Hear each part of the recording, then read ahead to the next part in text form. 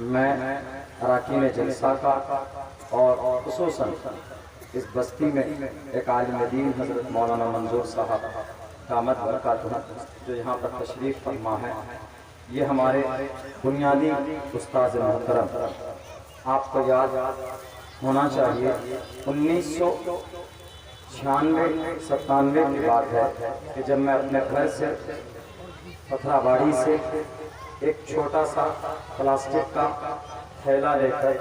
Daily صبح اپنے گھر سے نہروا چوک مدرسہ مفتاح العلوم پڑھنے کے لیے جایا کرتا تھا، تو وہاں پر ہمارے دو استاد محترم، ایک حضرت قاری الیاس صاحب اور ایک حضرت مولانا منظور صاحب، تو اس وقت کیا پتا کیا معلوم کہ یہ بچہ آگے چل کر کیا بنے گا، تو آج انہی اکابر کی محنت اور ان کی دعاؤں کا ثمرہ ہے کہ میں آج آپ لوگوں کے سامنے میں کچھ بول پاتا ہوں اور قرآن و شریعت کا کچھ پیغام آپ لوگوں کو سنا پاتا ہوں جو میں نے ان اکابرین سے میں نے سیکھا۔ تو کچھ دنوں پہلے حضرت حافظ صاحب جو یہاں پر تشریف فرما ہیں، جو اس جلسے کے بڑے متحرک ہیں، ان لوگوں نے رابطہ کیا کہ جلسہ کرنا ہے۔ ہم نے کہا کہ میری تاریخ تو بہت مشکل، اس لیے کہ ہماری تاریخ تقریباً مارچ کی، فروری کی اور اپریل کی بہت پہلے باہر اسٹیٹ کے لیے بک ہو جاتی، مگر پھر بھی کوشش کروں گا کہ آج کی تاریخ چونکہ کسی دوسری جگہ کے لیے بہت پہلے سے بک تو وہاں پر ہم کو جانا ہے۔ الامر فوق الادب کے تحت میں ان اکابر علماء کرام کا اور مخلص اراکین جلسہ کا احترام کرتے ہوئے میں آپ لوگوں کے بیچ حاضر ہوا ہوں، ورنہ اصل بات تو ہم سے بڑے مشفق اور مربی جس وقت میں عربی اول میں پڑھا کرتا تھا، اس وقت سے جلسے کے فیل میں حضرت مفتی نعمان صاحب جو یہاں پر تشریف فرما ہے، میں ان کا بہت بچپن سے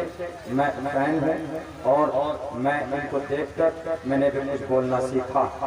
اصل بات آپ لوگ ان کی سنیں گے، مجھے یہاں سے بھی سفر آگے ابھی شروع کرنا ہے۔ میری گاڑی میں بھی دو مہمان بیٹھے ہوئے، حضرت ہمارے بڑے بھائی مجاہد حسنین حبیبی صاحب، ان کو ایک پروگرام کے ناظم ہیں، وہاں پروگرام 8 بجے سے شروع ہوگا، مجھے وہاں تک ان کو لے کے پہنچنا، اسی لیے معذرت میں اگر تھوڑی کمی ہو جائے، پروگرام کم بیان ہو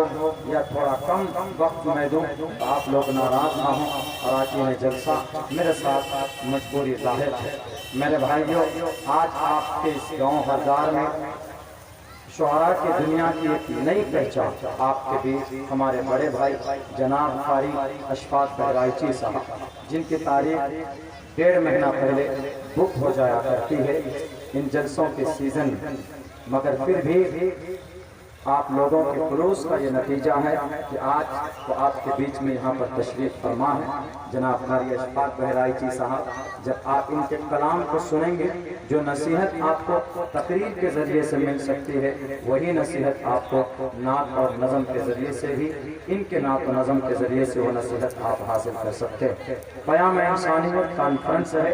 آپ کے جامع مسجد کی تعمیر و ترقی کے تعلق سے یہ پروگرام منعقد کیا گیا ہے۔ یہاں پر دیکھ رہا ہوں میں کہ بہت چھوٹے بچے کی بہت بڑی تعداد، ان بچوں کو ہم بہت آسانی سے دیتے کہ یہ بچہ ہے کیا ہوگا، ان بچوں کی جیسی پرورش آپ کریں گے، ان بچوں کی جیسی گائیڈ لائن آپ کریں گے، یہ بچہ آگے چل کر ویسا ہی بنے گا۔ میرے بھائیوں، مجھے یاد ہے اپنی امی کی وصف تھی کہ مغرب کے بعد اگر میں پڑھنے نہیں بیٹھتا تھا تو میری امی مجھے کھانا نہیں دیتی، اور یہاں اگر میں جس دن میں ہروا چوک مدرسہ آندھی آئے کہ طوفان آئے حضرت موجود ہے، 300 دن میرا روٹین تھا، میں پیدل پتھراواڑی سے لے کر ہروا چوک پڑھنے کے لیے جاتا تھا۔ 8 آنا مجھے ملتا تھا اس وقت 50 پیسہ، اس میں سے اس وقت ایک مدھو سپاری جو میٹھا ہوا کرتا تھا میں وہ خریدتا تھا، اور وہ کھا کر پورے راستہ چباتے ہوئے میں اپنے گھر کو آتا تھا۔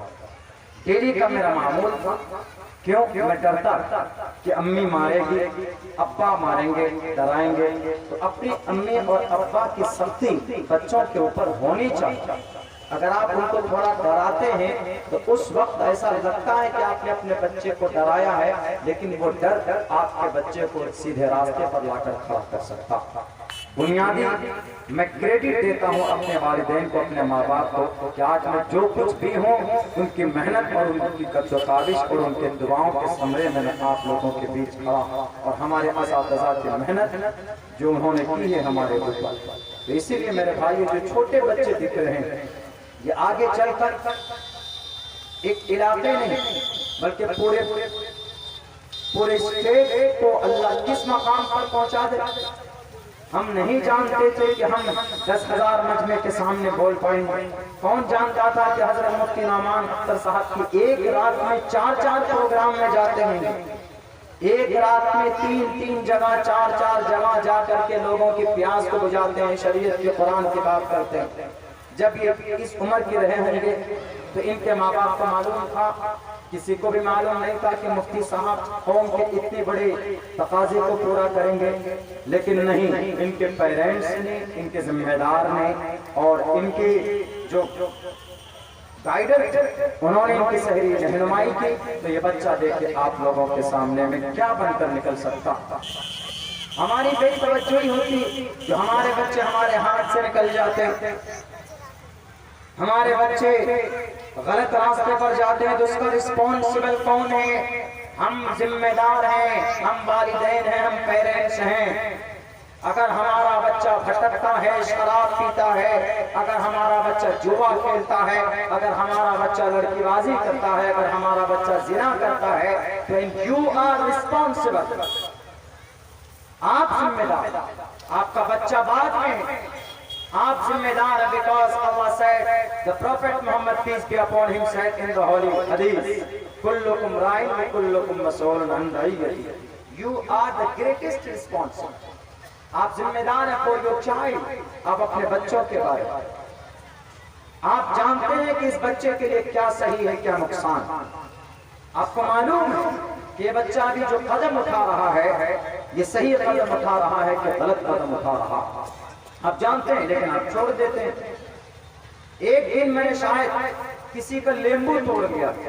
لیمبو چپاتی لیمبو توڑ کر کے ہم لے کر آئے۔ ہم کو یاد ہے کہ ہماری امی نے اتنا ہم کو مارا تھا، اتنا مارا تھا کہ نشان پڑ گیا تھا، اور ابا ہم سوچے کہ ابا آئیں گے تو ابا سے جا کے شکایت کریں گے، تو ابا کہے گا کہ کیوں مارا؟ ابا بولے کہ اور مارو اس کو۔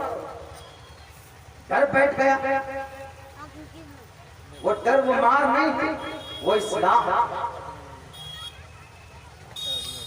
ہماری اولاد کی زندگی تو گزر جائے گی، آنے والی اس نسل کا کیا ہوگا جس کو ختم کرنے کے لیے بھارت سرکار نے CAA بنایا۔ گورنمنٹ کی غلط طاقتیں اور غلط سازشیں، غلط نیت ہے، کون بچائے گا ان بچوں کو؟ ان بچوں کو اتنا مضبوط بنائیے، اتنا اسٹرانگ بنائیے کہ یہ بچہ اپنا حق لے سکے،